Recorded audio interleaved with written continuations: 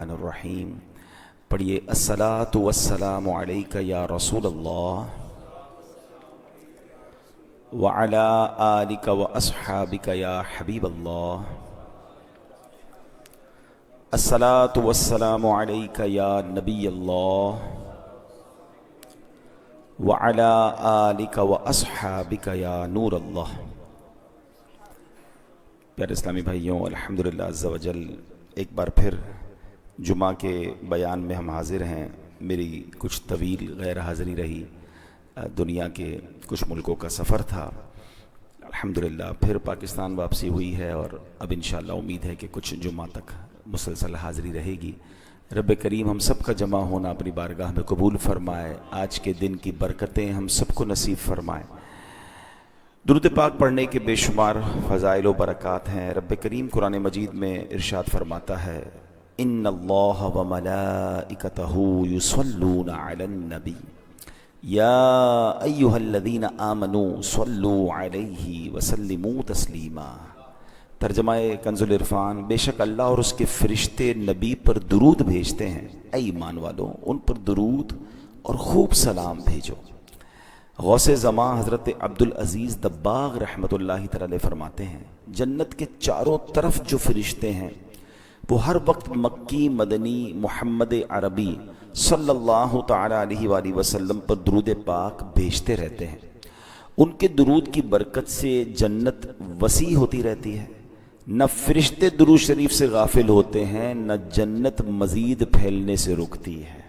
درود پڑھتے جا رہے ہیں، جنت بڑھتی جا رہی ہے، اور سبحان اللہ سارے فرشتے نبی پاک پر درود بھیج رہے ہیں۔ ہمیں بھی موقع دیا گیا ہے کہ اے ایمان والو تم بھی ان پر خوب درود اور سلام بھیجو، تو ہمیں کثرت سے درود پاک پڑھنا چاہیے۔ اور کوشش میں کرتا ہوں کہ جب جب میری یہاں حاضری ہوتی ہے تو جمعے کے دن اس حدیث پاک کو ہم پھر ریپیٹ کرتے ہیں، تاکہ مزید ہمیں یاد رہے کہ سرکار دو عالم صلی اللہ تعالی علیہ وسلم کا فرمان عالی شان، جس کا مضمون کہ جو کوئی شخص مجھ پر دن بھر میں 200 مرتبہ، جمعہ کے دن جو کوئی شخص مجھ پر جمعہ کے دن 200 مرتبہ درود پاک پڑھے، اس کے 200 برس کے گناہ معاف کر دیے جاتے ہیں۔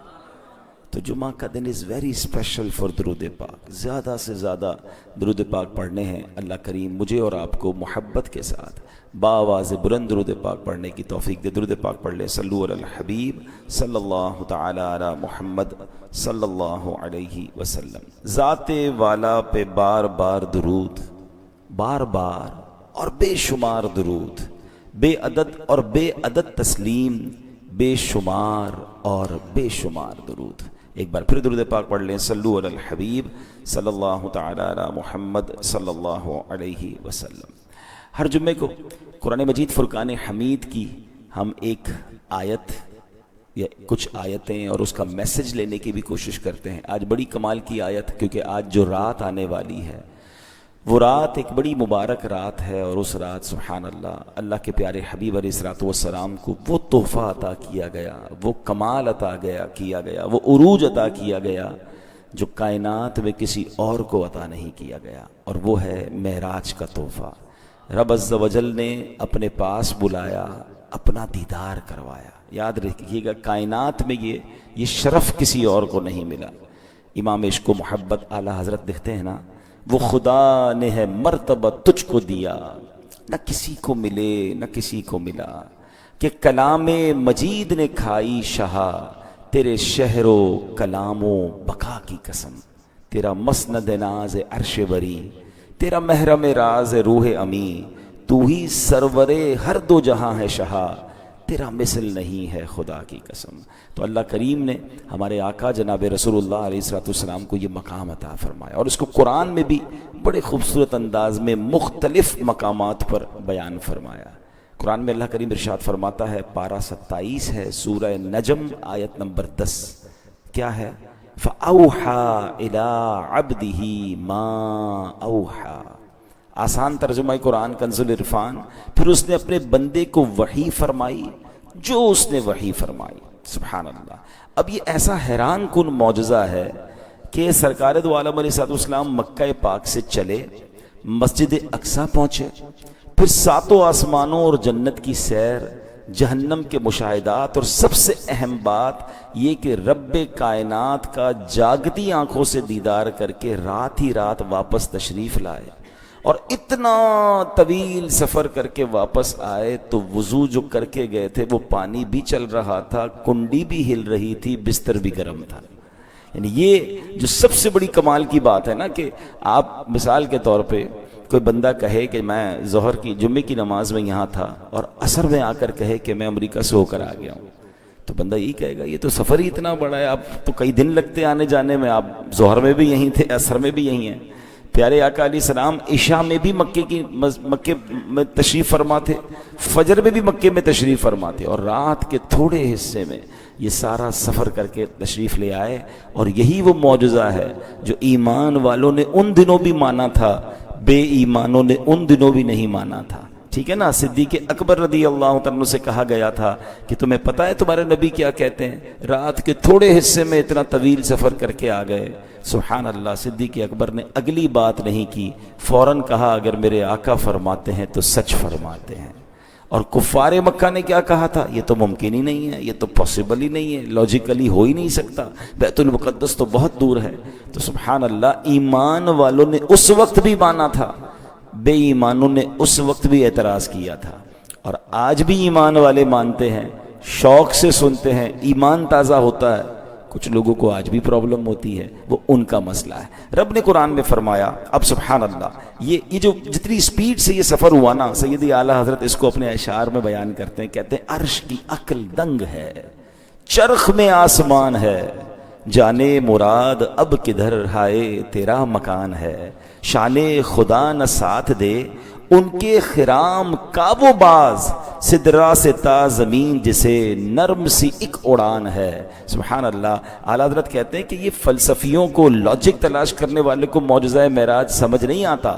اللہ اکبر، آپ فرماتے ہیں عقل حیران ہے، آسمان چکرا رہا ہے کہ یہ اتنا تیزی کے ساتھ سفر کیسے ہوا، عرش و کرسی بھی پیچھے رہ گیا، ساتوں آسمان پیچھے رہ گئے، آپ کا قیام کہاں تھا؟ اور اللہ کی شان دیکھیں، اس رات کو قرآن کریم نے ایک سیر فرمایا۔ اعلیٰ حضرت کہتے ہیں اگر سیر کرتے کرتے رفتار کا عالم یہ ہے تو جو اللہ اکبر، پھر تیز رفتاری کا عالم کیا ہوگا، پھر نبی پاک کی تیز رفتار شان کا عالم کیا ہوگا۔ تیرا وصف بیاں ہو کس سے، تیری کون کرے گا بڑائی، تیرا وصف بیاں ہو کس سے، تیری کون کرے گا بڑائی، اس گرد سفر میں گم ہے جبریل امی کی رسائی، فرشتوں کے سردار ہیں، سدرۃ المنتہا پر رہنے والے ہیں، آپ بھی پیچھے رہ جاتے ہیں، عرض کرتے ہیں حضور اس سے آگے میں بھی نہیں جا سکتا، اب آپ ہی کے لیے راستے کھلے ہوئے ہیں، اور میرے آقا آگے تشریف لے گئے۔ اب ذرا غور سے سنیے گا، اب جو اس سفر معراج میں کچھ باتیں جو ہیں وہ ہم نے سیکھنی ہیں، وہ ہے لا مکان کے راز۔ نبی پاک وہاں پہنچے، ہوا کیا وہاں پر، باتیں کیا ہوئیں، نبی پاک کو بتایا کیا گیا، آج اس بارے میں سنیں گے۔ ہم نے جو قرآن پاک کی سورہ نجم کی آیت سنی، فَأَوْحَى إِلَىٰ عَبْدِهِ مَا أَوْحَى، پھر اس نے اپنے بندے کو وحی فرمائی جو اس نے وحی فرمائی۔ یعنی نبی پاک علیہ السلام جب نبی اللہ کی بارگاہ میں حاضر ہوئے نا، تو وہ وحی فرمائی، اور جو رب نے وحی فرمائی وہ وحی کیا تھی، وہ باتیں کیا تھیں، وہ اس لا مکان پر بلا کر کیا بتایا گیا۔ اب یاد رکھیے، پہلے تو ذرا تصور جمائے نا، کیسا تصور ہے، کیسی ملاقات ہے کہ نبی پاک علیہ السلام سدرۃ المنتہا سے آگے بڑھتے ہوئے، عرش الہی کے حجابات نور سے آگے بڑھتے ہوئے خاص قرب کی منزلوں پر پہنچتے ہیں۔ روایات میں ہیں کہ نبی پاک علیہ السلام فرماتے ہیں سدرہ سے گزر کر مجھے نور میں ڈال دیا گیا، میں 70,000 حجابات سے گزرتا ہوا آگے بڑھا۔ آواز آئی کف یا محمد ان ربک یصلی، یعنی اے محبوب علیہ السلام انتظار فرمائیے، آپ کا رب صلاۃ فرماتا ہے۔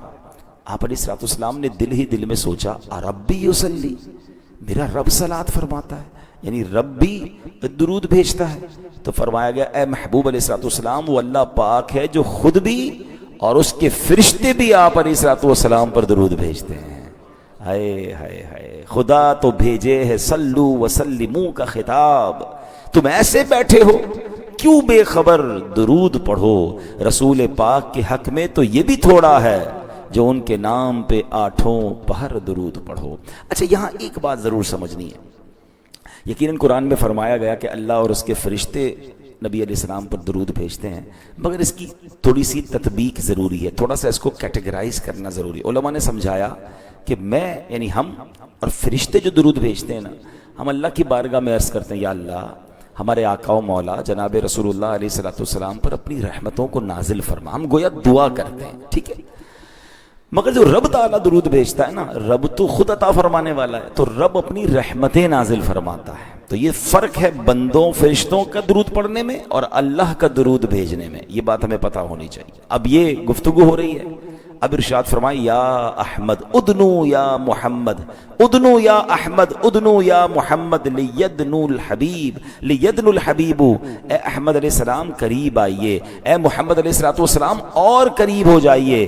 چاہیے کہ حبیب علیہ السلام مزید قریب ہو جائیں، یعنی قریب بلایا جا رہا ہے۔ کیا پیاری صدائیں ہیں، اب نبی پاک علیہ السلام کو کتنا قرب عطا ہوا۔ قرآن فرماتا ہے فَكَانَ قَابَ قَوْسَيْنِ أَوْ أَدْنَىٰ، فَكَانَ قَابَ قَوْسَيْنِ أَوْ أَدْنَىٰ، تو دو کمانوں کے درمیان بلکہ اس سے بھی کم فاصلہ رہ گیا۔ یہ کیسی ملاقات تھی کہ قریب بھی بلایا جا رہا ہے، اتنا قریب بلایا گیا کہ قرآن کیا کہتا ہے کہ دو کمانوں کے برابر بلکہ اس سے بھی کم فاصلہ رہ گیا۔ اب ان دو کمانوں سے کیا مراد ہے؟ مفسر قرآن مفتی احمد یار خان نعیمی رحمۃ اللہ تعالی علیہ فرماتے ہیں دو کمانیں جب آپس میں ملتی ہیں، کمان دیکھی ہوگی نا آپ نے، جو تیر کے لیے کمان ہوتی ہے وہ اس طرح آرک شیپ میں ہوتی ہے، آرک کہتے ہیں جس کو۔ اب اگر دو کمانیں مل جائیں تو کیا ہوتا ہے؟ دائرہ بن جاتا ہے۔ تو فرماتے ہیں اب منظر گویا یوں تھا کہ نور خدا نے محبوب مصطفیٰ صلی اللہ علیہ وسلم کو چاروں طرف سے گھیرے میں لے رکھا تھا، اور سرکار دو عالم علیہ الصلوۃ والسلام اس نور پاک کے بیچ میں تھے، یعنی اللہ نے اتنا قرب عطا فرمایا۔ سبحان اللہ، اعلیٰ حضرت اسی قرآن کی جو آیتیں اور حدیثوں کے ذریعے جو پتہ چل رہا ہے کہ نبی پاک کو جو بلایا جا رہا ہے اس کو اپنے شعر میں بیان کرتے ہیں، بڑھ اے محمد کریہ احمد، قریب آ سرور محمد، بڑھ اے محمد کریہ احمد، قریب آ سرور ممجد، نثار جاؤں۔ یہ کیا ندا تھی، یہ کیا سما تھا، یہ کیا مزے تھے۔ ذرا سوچئے مقام مصطفیٰ علیہ الصلوۃ والسلام، یہ وہی ملاقات ہے جس کی تمنا، دیدار کی تمنا حضرت موسیٰ علیہ الصلوۃ والسلام نے بھی کی تھی۔ آپ کلیم اللہ ہیں، آپ اللہ سے باتیں کیا کرتے تھے۔ دنیا کا بھی دستور ہے کہ اگر کسی سے بات چیت ہوتی ہو اور دیکھا نہ ہو تو بندے کو جی چاہتا ہے کہ جس سے بات ہو رہی ہے، جس سے اتنا پیار ہے، اس کو دیکھ تو لوں۔ تو اللہ کی بارگاہ میں عرض کی اے اللہ میں تجھے دیکھنا چاہتا ہوں، ربی ارنی، اے اللہ میں تیرا دیدار کرنا چاہتا ہوں۔ ارشاد ہوا لن ترانی، اے موسیٰ تم مجھے نہیں دیکھ سکو گے۔ اللہ اکبر۔ پھر ارشاد ہوا اے موسیٰ اب اس پہاڑ پر توجہ کیجئے، وہاں اللہ نے اپنے نور کی تجلی کو سبحان اللہ نازل فرمایا۔ اللہ کا دیدار نہیں تھا، وہ اللہ کے نور کی تجلی تھی، اور آپ اس تجلی کی تاب نہ لائے، بے ہوش ہو گئے۔ اللہ اکبر۔ جب اللہ نے اپنے پاس کلام کے لیے بھی بلایا تھا حضرت موسیٰ کو، تو کئی دن انتظار کروایا، 30 دن روزے رکھے، روزے رکھنے کے بعد ان کو کہا گیا 10 مزید رکھیں، 40 دن آپ نے روزے رکھے، عبادت کی، پھر رب سے کلام کا شرف ملا اور نور کی تجلی دیکھی تو آپ بے ہوش ہو گئے۔ اللہ اکبر۔ اور یہاں پیارے آقا علیہ الصلوۃ والسلام تو آرام کر رہے تھے، ام ہانی کے گھر رضی اللہ تعالیٰ عنہ مکے میں، اور جبریل امین کو بھیجا جا رہا ہے کہ میرے حبیب کو میرے پاس لے آؤ۔ ذرا غور کیجئے گا فرق کیا ہے کلیم اللہ اور حبیب اللہ میں۔ وہاں ریکویسٹ کر رہے ہیں حضرت موسیٰ، منع کیا جا رہا ہے، تجلی نازل ہوتی ہے، وہ بے ہوش ہو جاتے ہیں، اور یہاں اپنے حبیب کو جبریل امین کو بھیج کر بلایا جا رہا ہے، اور کتنا قریب بلایا جا رہا ہے۔ بڑھ اے محمد کریہ احمد، قریب آ سرور ممجد، نثار جاؤں۔ یہ کیا سما تھا، یہ کیا ندا تھی، یہ کیا مزے تھے۔ یعنی اس طرح اللہ نے اپنے حبیب علیہ السلام کو شرف اور بلندی اور مقام عطا فرمایا۔ ہم صلاۃ و سلام میں جو شعر پڑھتے ہیں نا اس کو ذرا سمجھیے گا۔ وہ شعر ہم کیا پڑھتے ہیں؟ قصہ طور و معراج سمجھے کوئی۔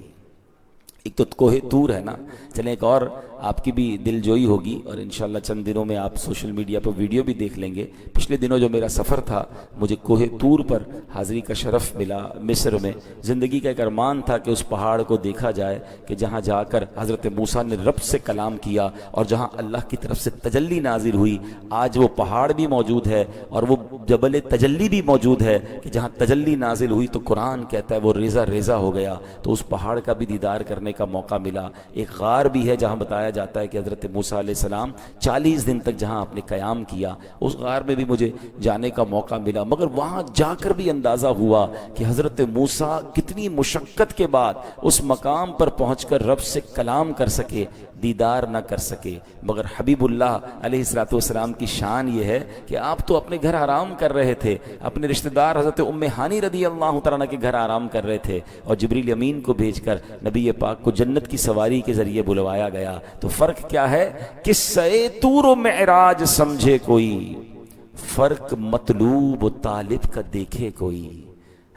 کوئی بے ہوش جلووں میں گم ہے کوئی, کس کو دیکھا یہ موسیٰ سے پوچھے کوئی, آنکھ والوں کی ہمت پہ لاکھوں سلام.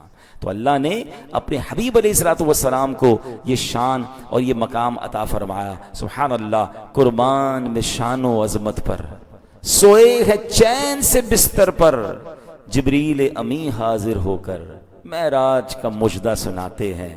جبریل امی براق لیے جنت سے زمین پر آ پہنچے, بارات فرشتوں کی آئی معراج کو دولہا جاتے ہیں. کیا شان سے, کیا کہتے نا مہمان خصوصی کو جب بلایا جاتا ہے تو شان سے بلایا جاتا ہے. یہ تو ان کو بلایا جا رہا ہے جن کے سبب یہ کائنات بنائی گئی ہے. سبحان اللہ. علماء نے بڑی پیاری پیاری توجیحات اور بڑے پیاری حکمتیں بیان کی ہیں کہ یہ معراج کا تحفہ دیا کیوں گیا, نبی پاک کو یہ مقام کیوں دیا گیا. تو سبحان اللہ, بڑی پیاری بات علماء فرماتے ہیں. حضرت آدم سے لے کر جناب عیسیٰ علیہ السلام تک جتنے انبیاء آئے سب گواہی دیتے رہے اللہ ایک ہے, اللہ کے سوا عبادت کے کوئی لائق نہیں. مگر یہ گواہی مکمل کیسے ہوتی؟ مثال کے طور پہ میں آپ کو کہوں کہ ایک بندے سے میری ملاقات ہوئی ہے, وہ ایسا ہے وہ ویسا ہے, تو آپ کہیں گے ٹھیک ہے آپ نے دیکھا ہے تو آپ کی گواہی ٹھیک ہے. اور میں کہوں جناب ایک مقام ویسا ہے اور آپ پوچھیں آپ نے دیکھا ہے, میں نے کہا میں نے دیکھا تو نہیں, تو ہو سکتا ہے آپ میں سے کوئی کہے جناب بغیر دیکھے گواہی کیسے دے رہے ہو؟ سارے انبیاء گواہی دیتے رہے اللہ ایک ہے, دیکھا کسی نے نہیں تھا.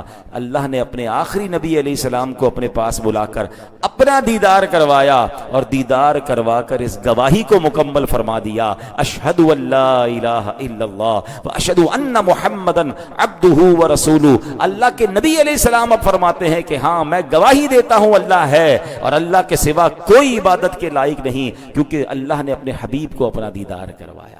تو ایک بات تو بڑی پیاری حکمت والی یہ ہے.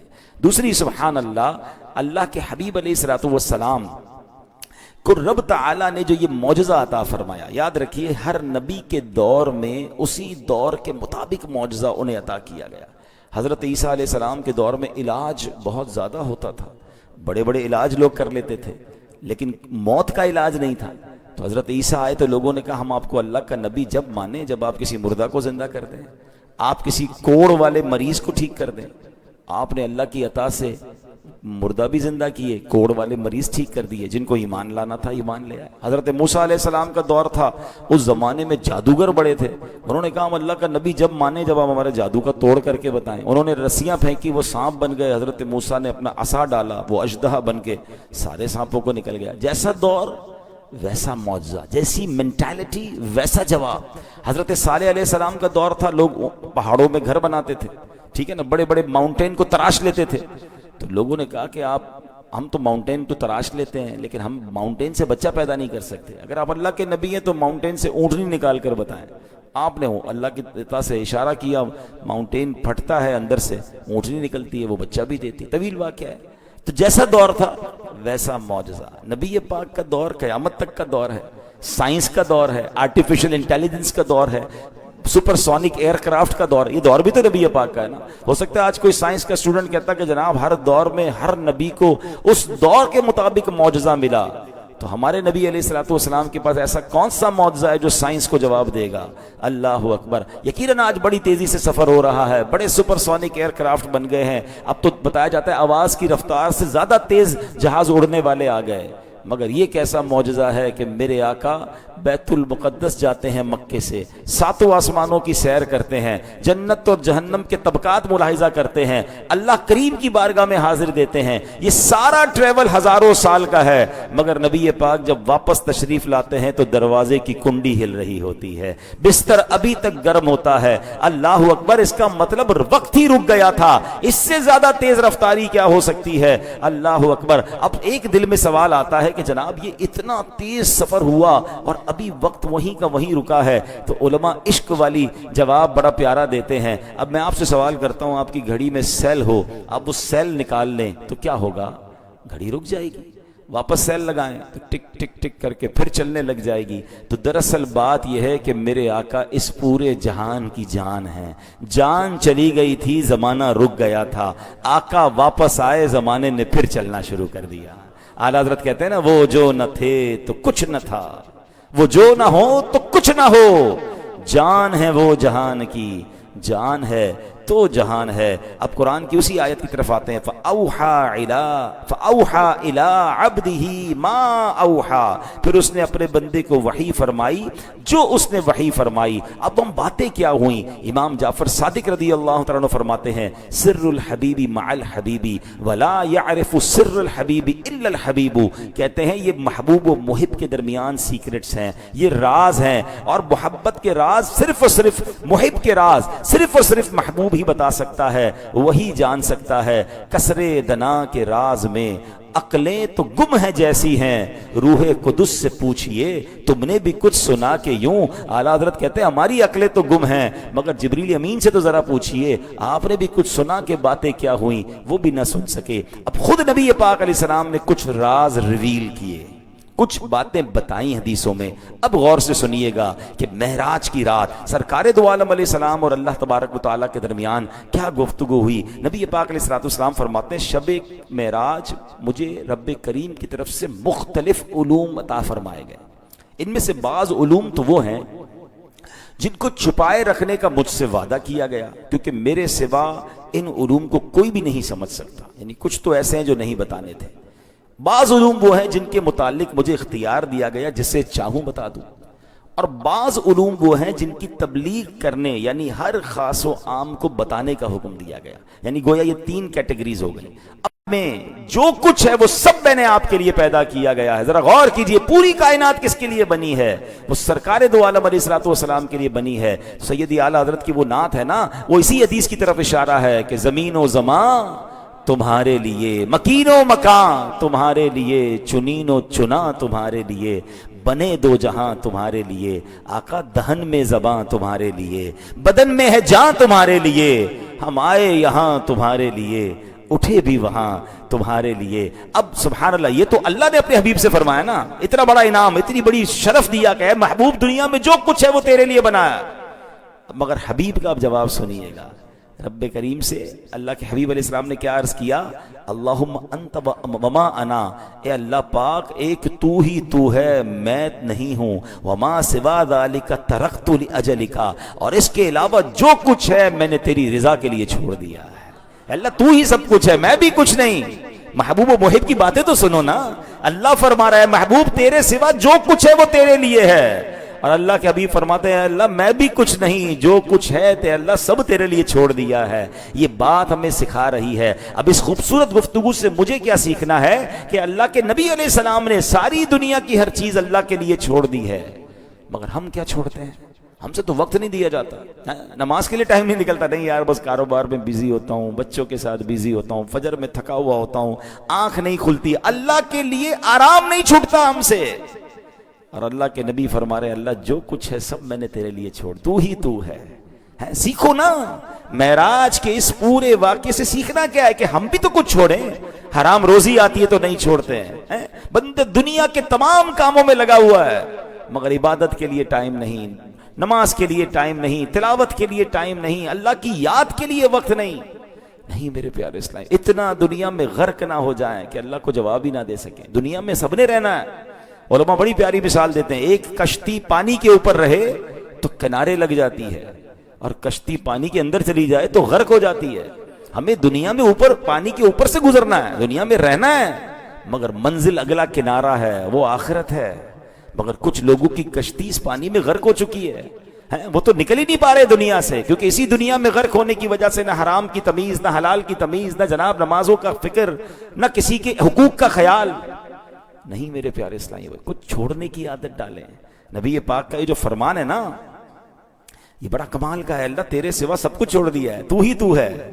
کبھی تو دل میں خیال آئے کہ سارا دن صبح سے لے کر شام صرف مال ہی کمانا ہے، کوئی اللہ کی یاد نہیں، کوئی نماز نہیں، کوئی ذکر نہیں، کوئی اچھے کام نہیں، برے کاموں میں جو دل میں آیا غلط کام کرنا ہے وہ کر لیا۔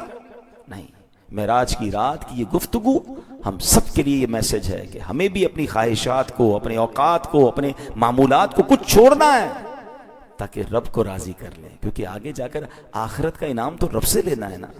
سبحان اللہ۔ آگے سنیے، نبی پاک علیہ الصلوۃ والسلام کو اب ایک اور بڑی خوبصورت آفر ہوئی، فرمایا گیا محبوب جو چاہے مانگ لیجئے، سوال آپ کا عطا ہماری ہوگی۔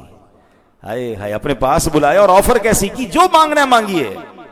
مگر غور کیجئے، اتنی بڑی آفر کے بعد سرکار دو عالم علیہ الصلوۃ والسلام نے کیا مانگا؟ نبی پاک فرماتے ہیں یا ربی فاقبل شفاعتی فی عصاة امتی، اے اللہ پاک جب کہ آدم علیہ السلام کو سجدہ میرے نور کی بدولت کروایا گیا، اے اللہ تو نے سارا عروج مجھے عطا کیا، مگر مالک اب میرے گناہگار امتیوں کے حق میں میری شفاعت بھی قبول فرما۔ اللہ پاک نے فرمایا پیارے محبوب مجھے میری عزت کی قسم، آپ کے امتی گناہ کریں گے تو میں پردہ ڈال دوں گا، محبوب میری عزت کی قسم آپ کے امتی بخشش مانگیں گے میں بخش دوں گا، مجھ سے مدد چاہیں گے میں مدد فرماؤں گا، جب وہ مجھ سے دعا کریں گے تو میں قبول فرما لوں گا۔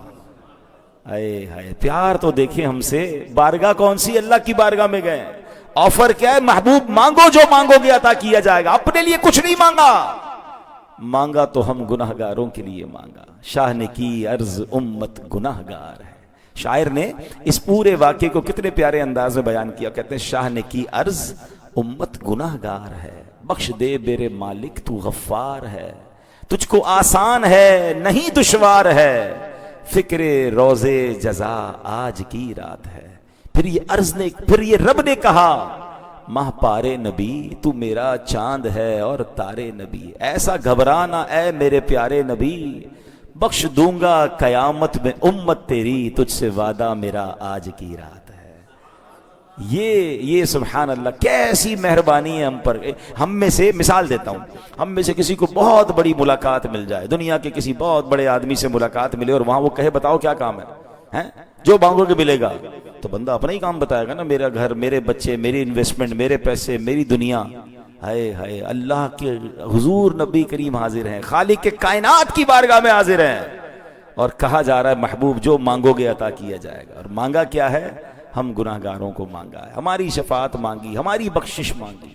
ہائے ہائے، پھر سوچو ہم پر ذمہ داری کتنی، جو اتنا پیار ہم سے کرے، جو اتنی مہربانی ہم سے کرے، ہماری وفاداری کیسی ہونی چاہیے، ہماری رسپانسبلٹی کیا ہونی چاہیے۔ اعلیٰ حضرت امام اہل سنت لکھتے ہیں نا، جو نہ بھولا ہم غریبوں کو رضا، جو نہ بھولا ہم غریبوں کو رضا، یاد اس کی اپنی عادت کیجئے۔ جب اللہ کے حبیب علیہ السلام ہمیں نہیں بھولے تو پھر ہمیں بھی تو انہیں یاد رکھنا ہے نا، ہم تو بھلائے بیٹھے ہیں۔ کیا ایسا نہیں ہونا چاہیے کہ صبح اٹھتے ان کی سنت پر عمل کرتے، سنت کے مطابق سوتے تو نبی پاک یاد آتے، فجر کی نماز پڑھتے تو نبی پاک یاد آتے ہیں، سچ بولتے تو نبی پاک یاد آتے، لباس پہنتے تو پیارے آقا یاد آتے، داڑھی شریف ہوتی چہرے پہ اور اس میں تیل لگاتے یا کنگا کرتے تو نبی پاک آتے، یاد آتے کہ میرے آقا کی سنت ہے۔ آنکھیں نیچی رکھ کر گفتگو کرتے، بے حیائی سے بچتے تو نبی پاک یاد، کھانے کے وقت سیدھے ہاتھ سے کھانا کھاتے تو پیارے آقا یاد آتے، بیٹھ کر کھانا کھاتے پانی پیتے تو نبی پاک یاد آتے۔ سوچئے قدم قدم پر سنتوں پر عمل ہوتا تو پیارے آقا یاد آتے، وعدے پورے کرتے تو نبی پاک یاد آتے، غصہ آتا اور معاف کر دیتے تو نبی پاک یاد آتے، قرض لیتے وقت پر لوٹاتے تو نبی پاک یاد آتے، کسی کو دھوکہ دینے کا جی چاہتا اور دھوکہ نہ دیتے اور آقا کی ایمانداری یاد آتی تو نبی پاک یاد آتے۔ یہ امتی کا کام تھا کہ نبی تو نہ بھولے صلی اللہ تعالی علیہ وسلم، اے امتی تم کیسے بھول گئے؟ اے میرے پیارے اسلامی بھائیوں، شب معراج ہم سب کو اس مبارک گھڑیوں میں یہ نیت کرنی ہے کہ جب نبی پاک ہمیں نہیں بھولے نا تو تو ہم بھی انہیں نہ بھولیں، ہم بھی ان کے طریقے پر عمل کریں، ہم بھی انہیں راضی کریں، جو انہوں نے فرمایا اس پر عمل کریں۔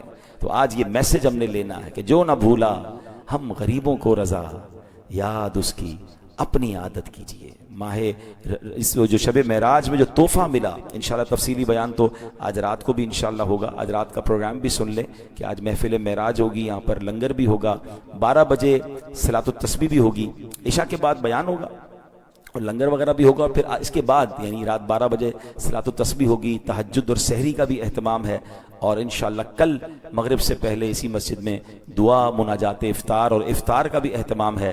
تو سبحان اللہ، آپ سوچیں کتنی پیاری مسجد ہے کہ ہمیں کتنا کچھ اس مسجد سے ملتا ہے، بڑی راتیں، بڑے دن، روزے کا اہتمام۔ تو ہمیں اس مسجد کے ساتھ بھی اپنا تعاون جاری رکھنا چاہیے، ان تمام پروگرامز میں بھی آپ اپنا تعاون جاری رکھیں، مسجد کے اخراجات میں بھی اپنا حصہ ملاتے رہیں، اور پھر انشاءاللہ آج رات کو عالمی مدنی مرکز فیضان مدینہ میں بھی بہت بڑا اجتماع ہوگا، تو یہاں سے انشاءاللہ اجتماع کے بعد فیضان مدینہ کے لیے بھی لوگ روانہ ہوں گے، تو آپ ان کے ساتھ وہاں بھی جا سکتے ہیں، اور ہزاروں کی تعداد میں وہاں عاشقان رسول ہوں گے، امیر اہل سنت کا بیان ہوگا، اور وہ پروگرام مدنی چینل پر بھی لائیو ہوگا۔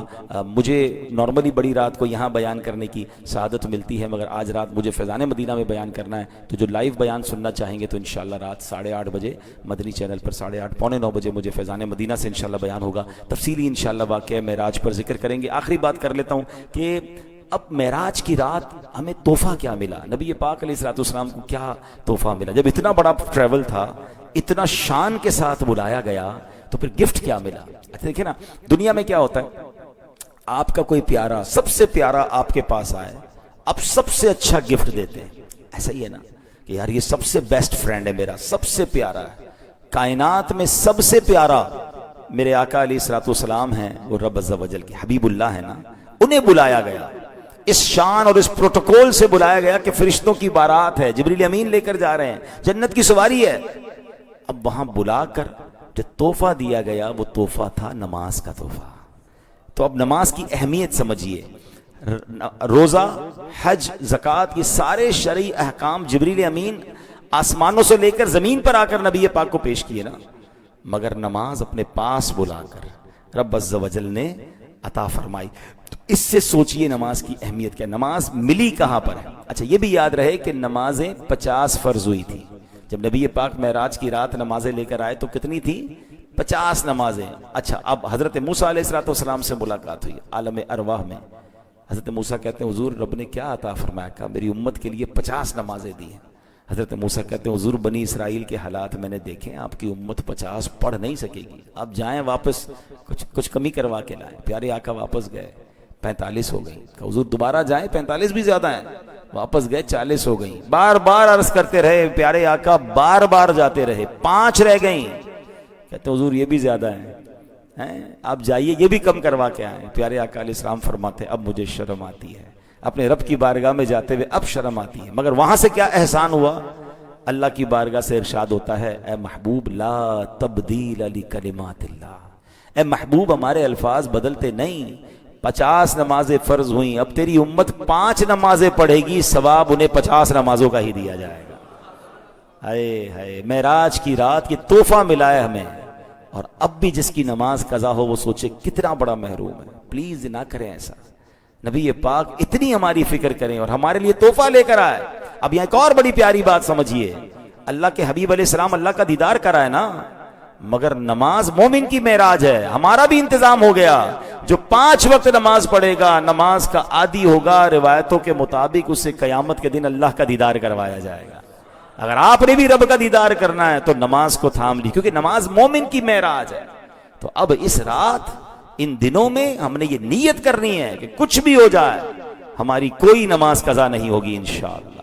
اب 27 رجب کی جو رات ہے، اس میں کچھ عبادت کرنی ہے، خاص عبادت کی رات ہے، اس میں نفل نماز پڑھنی ہے، 12 رکعت نفل آج رات پڑھیں ایک سلام سے، ٹھیک ہے، اور اس میں کوئی بھی سورت پڑھ لیں، لیکن سلام ایک ہوگا، ہر 2 رکعت کے بعد اتحیات پڑھیں گے، اس کے بعد پھر آپ جو ہے وہ ایک سلام سے نماز پڑھیں گے، اور اس کے بعد جب نماز 12 رکعت ادا کر لیں تو اس کے بعد 100 بار سبحان اللہ والحمد للہ ولا الہ الا اللہ واللہ اکبر یہ پڑھیں، 100 بار استغفار پڑھیں، 100 بار درود پاک پڑھیں، اگلے دن روزہ رکھیں، اور یہ نفل پڑھ کے جو بھی دعا مانگیں گے گناہ کی کوئی دعا نہ ہو، باقی تمام نیک اور جائز تمنائیں دعائیں پوری ہوں گی۔ یہ روایتوں میں یہ زبردست حدیث پاک میں یہ نوافل ملے ہیں۔ تو آج رات انشاءاللہ جب یہاں اجتماع ہوگا تو انشاءاللہ یہ نوافل بھی پڑھائے جائیں گے، آپ یہ نوافل پڑھیں، ذکر کریں، آج رات عبادت میں گزاریں، اور 27 رجب کے روزے کی ایک روایت کے مطابق 100 سال کے روزوں کا ثواب ہے۔ تو کل روزہ رکھیں۔